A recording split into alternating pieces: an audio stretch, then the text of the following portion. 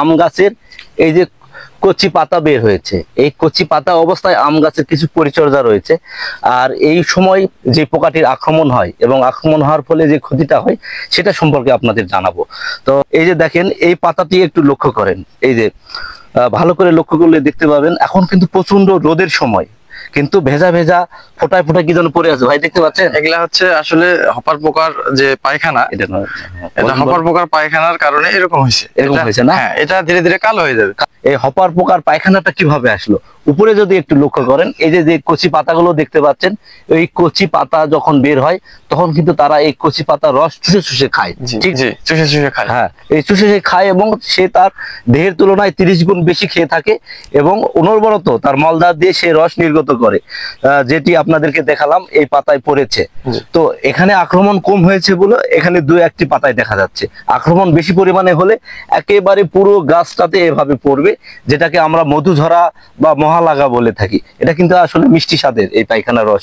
এই যে এভাবে কিন্তু পাতাগুলো, এটা কেবল শুরু হয়েছে, এভাবে একেবারে বিবর্ণ হয়ে যাবে। এখানে একটি ফাঙ্গাস গ্রো করে এবং একেবারে পুরো পাতাটি কালো হয়ে যাবে। এটিকে বলা হয় শুটিমোল রোগ।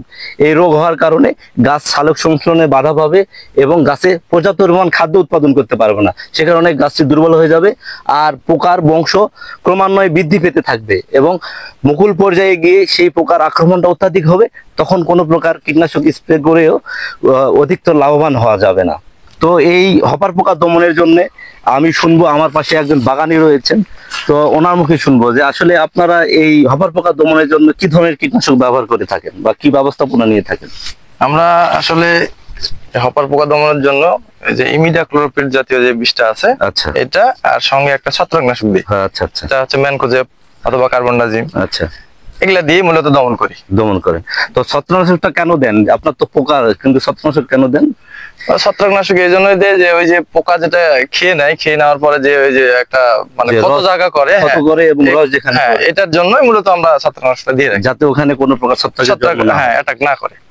আপনারাও কিন্তু এভাবে আমের সিজনের আগে গাছের যদি পরিচর্যা করেন তাহলে কিন্তু আপনাদের গাছে ক্ষতিকর পোকা এবং ছত্রাকের জন্ম নেবে না।